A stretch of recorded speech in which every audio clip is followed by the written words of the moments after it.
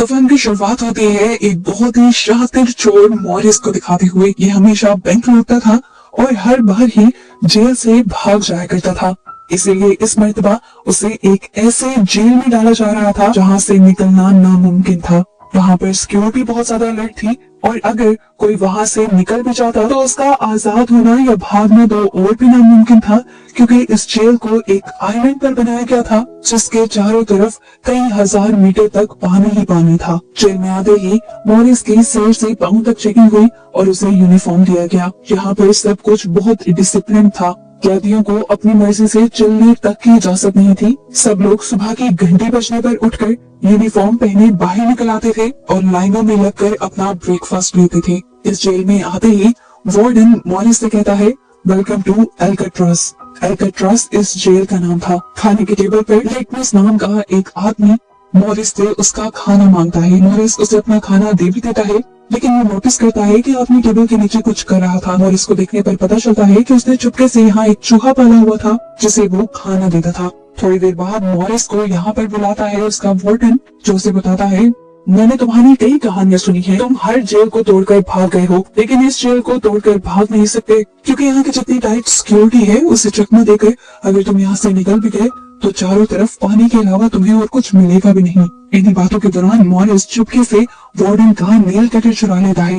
Warden के सामने वो ऐसा ही बिहेव करता है कि जैसे वो बहुत मासूम है और यहाँ से भागने का तो वो सोच भी नहीं सकता। इसीलिए वार्डन उसे लेकर बेफिक्र हो जाता है और मॉरिस अपने सेल में वापस आ जाता है और आते ही सबसे पहले अपनी बाइबल के अंदर उस नेल कटर को छुपाता है, जिसे वो ये प्लान करते हुए यहाँ लेकर आया था कि वो इस जेल को खोद सकेगा। अगली सुबह ये सारे कैदी जब नहा रहे होते हैं तो वुल्फ नाम का कैदी दोबारा मॉरिस को तंग करता है, जो पहले भी कई मरतबा उसे तंग कर चुका था। मॉरिस ने पहले तो शराफत ही दिखाई थी, लेकिन अब वो उसे अपना असल दिखाता है और उसकी खूब पिटाई करता है, जिसकी वजह से बेचारा वुल्फ तो सहम कर रह जाता है। उल्टा सारे मॉरिस से और भी ज्यादा डरने लगते हैं, क्योंकि अब तक वुल्फ से सारे डरते आए थे और क्योंकि वुल्फ को ही उसने मार दिया था तो इसका साफ मतलब था कि वुल्फ से तो कहीं ज्यादा ताकतवर है वो।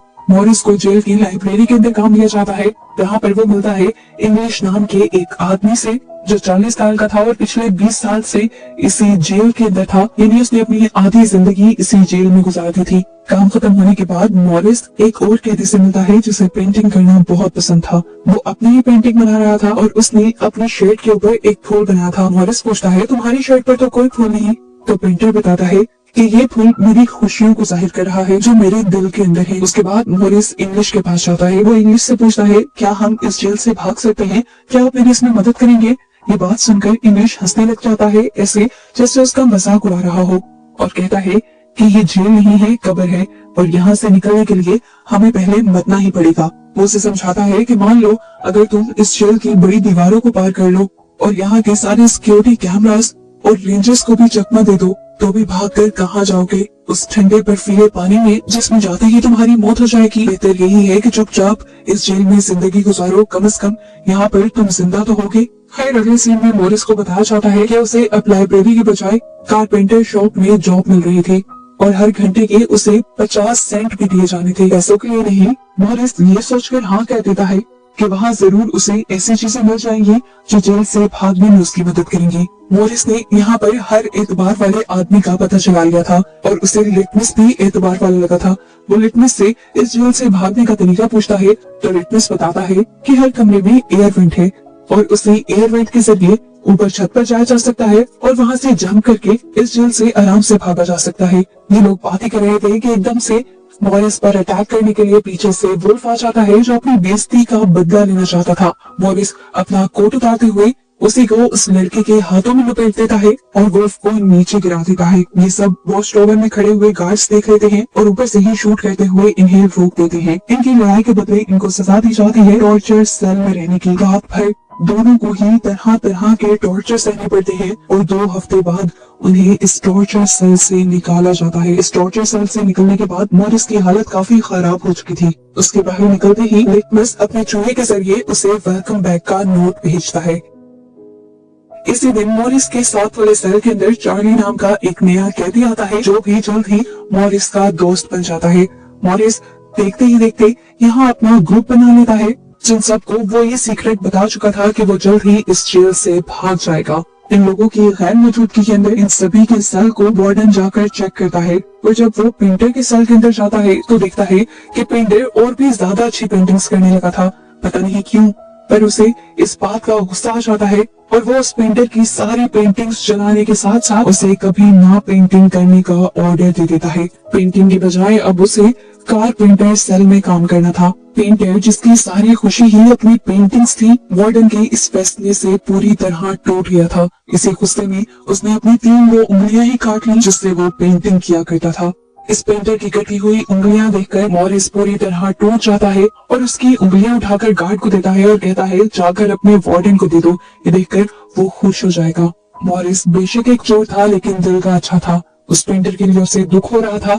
उसी पेंटर के दुख में वो चुपचाप अपने सेल में बैठा हुआ ही था कि उसने देखा कि एक बड़ा सा कॉकरोच उसकी एयर वेंट के अंदर से निकला था। वो समझ गया कि इस एयर वेंट के पीछे बहुत सारी जगह है जहाँ पर ये कॉकरोचेस पैदा हो रहे हैं और इसका प्लान अगले दिन उसे और भी ज्यादा आसान लगने लगा जब अगले दिन 2 नए कैदी इस जेल के अंदर आए। ये कैदी पहले भी मॉरिस के साथ एक जेल में रह चुके थे और ये तीनों मिलकर पहले भी एक जेल से भागे थे।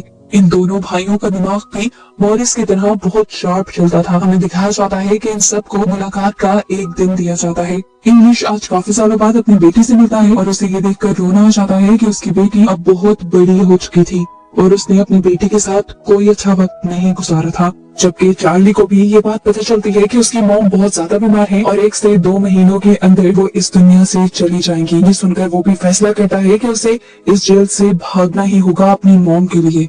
इसीलिए वो रात में आकर मॉरिस से कहता है कि अगर तुम भागने का प्लान बनाओ तो मुझे भी उसमें शामिल कर लेना। ये लोग अब ग्रुप बनाते हुए भागने की प्लानिंग करना शुरू कर देते हैं और मॉरिस सबको बताता है कि सबके कमरों में एक एयर वेंट है जो ऊपर की तरफ खुलता है, लेकिन वो एयर वेंट छोटा है, उसमें से हम गुजर नहीं सकते।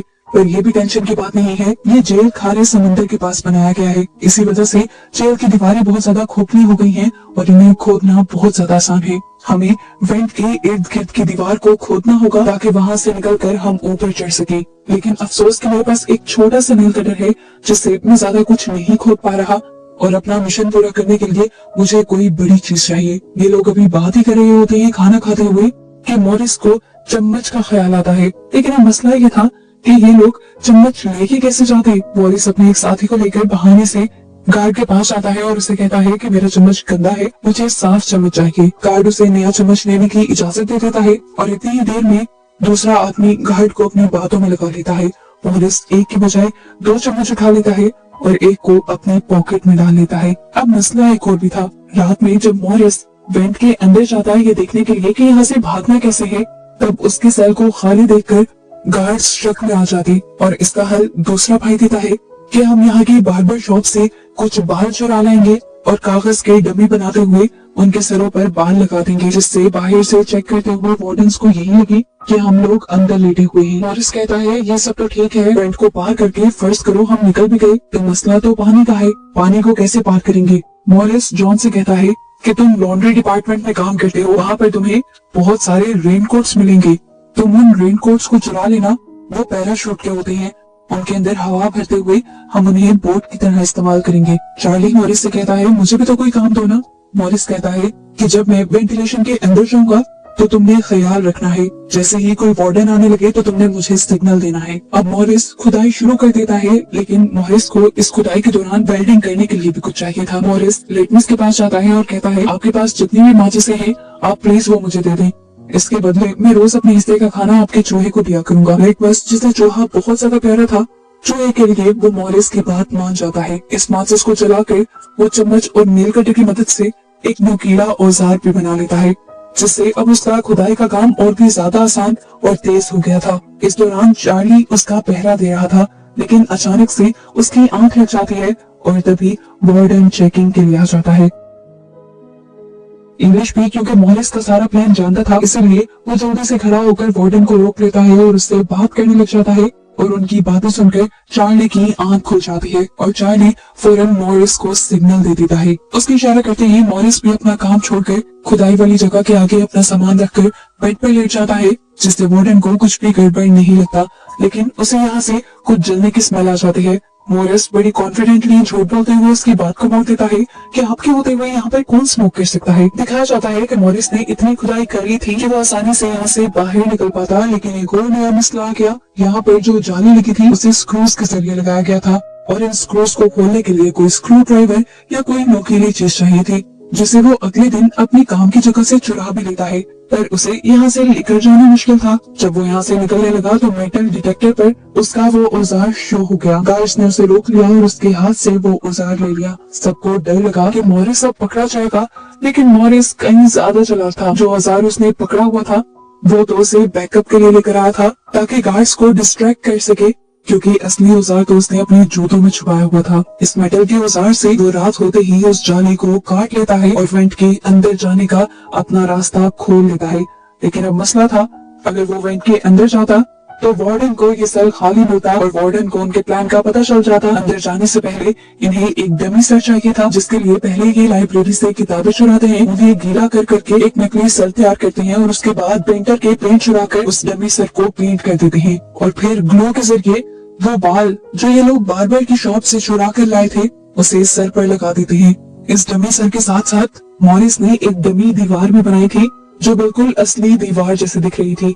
ये कार्डबोर्ड की दीवार उसने इसलिए बनाई थी ताकि किसी को भी ये जगह देखकर शक न हो कि इसके पीछे खुदाई की गई है। आखिर सारी तैयारी पूरी होने के बाद रात में मॉरिस डमी सर को अपनी जगह पर रखते हुए उस वेंट के अंदर चला जाता है। वेंट के अंदर जाने पर उसे बहुत सारे पाइप दिखे थे जिनके ऊपर चढ़ते हुए वो सेकंड फ्लोर तक पहुंच गया था, लेकिन अभी भी बाहर जाने की जगह पर कुछ ग्रिल्स लगी थी जिन्हें तोड़ना और उन तक पहुंचना नामुमकिन था। नीचे दिखाया जाता है कि वार्डन की भी चेकिंग की बारी आ गई थी। वो जब करीब से गुजरने ही वाला होता है तो चार्ली मॉरिस को बहुत सारे सिग्नल्स भेजता है, पर न जाने मॉरिस को उन सिग्नल्स का पता चला था या नहीं। वार्डन जब मॉरिस के रूम के बाहर से गुजरते हैं तो उन्हें मॉरिस के बालों पर शक हो जाता है और जैसे ही वो मॉरिस के बालों पर हाथ लगाते हैं तो मॉरिस बोल उठता है, क्या बात है सर, आज तो आपको मेरे बाल बहुत अच्छे लग रहे हैं। चार्ली की सांस में सांस आई थी कि मॉरिस टाइम पर यहाँ आकर लेट गया था। खैर अगले दिन मॉरिस ग्रुप में खुशखबरी देता है कि मुझे यहाँ से बाहर जाने का रास्ता तो मिल गया है, लेकिन उस रास्ते को ग्रिल्स से बंद किया गया है। मैं अकेला उस तक पहुँच नहीं सकता।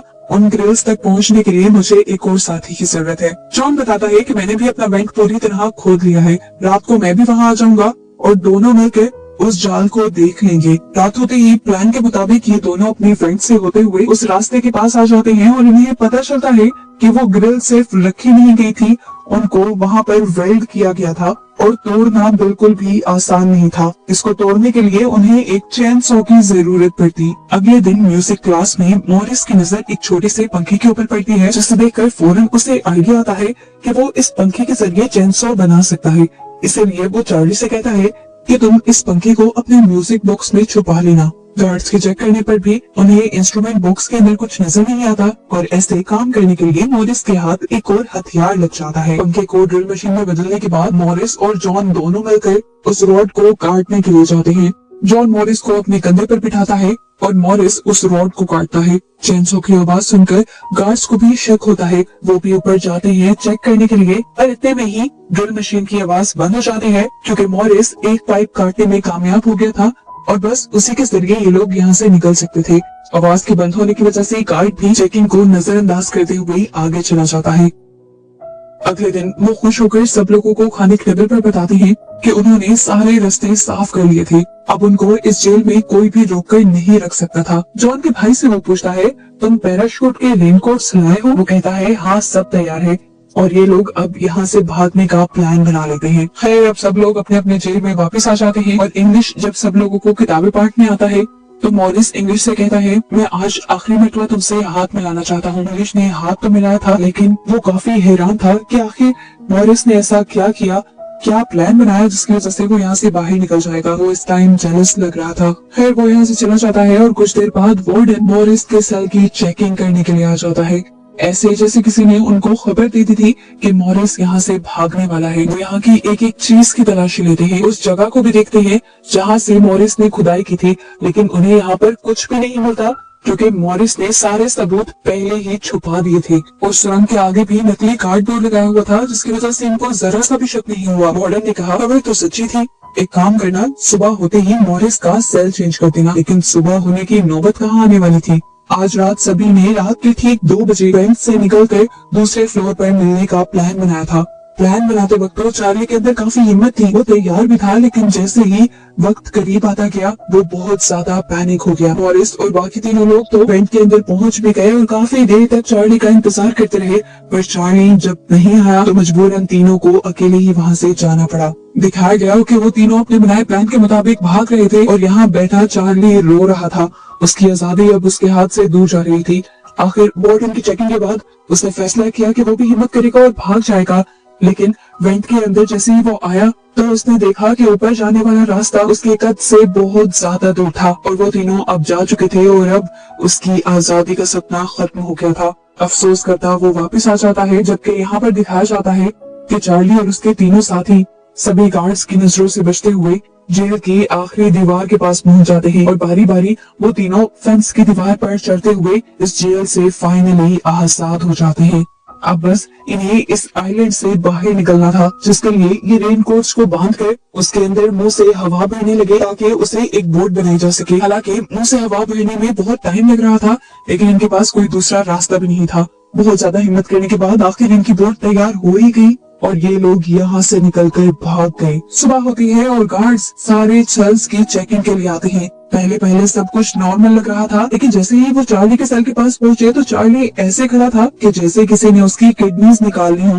वो दुखी था कि अगर कल थोड़ी सी हिम्मत कर लेता तो यहाँ से चला जाता। उसकी हालत को देखते हुए वार्डन को भी उसके ऊपर शक होता है, लेकिन वो उसे इग्नोर करते हुए आगे मॉरिस के सेल की तरफ बढ़ता है और उससे पूछता है क्या मॉरिस अभी तक सो रहा है। चार्ली अभी भी कोई जवाब नहीं देता और गार्ड को गड़बड़ी महसूस होती है। जैसे ही वो दरवाजा खोलकर अंदर जाते हैं तो वहाँ पर बस उन्हें मॉरिस की डमी मिलती है और इन्हें ये बात मालूम हो जाती है कि मॉरिस जेल से भाग चुका है, उनकी आंखों में धूल झोंककर।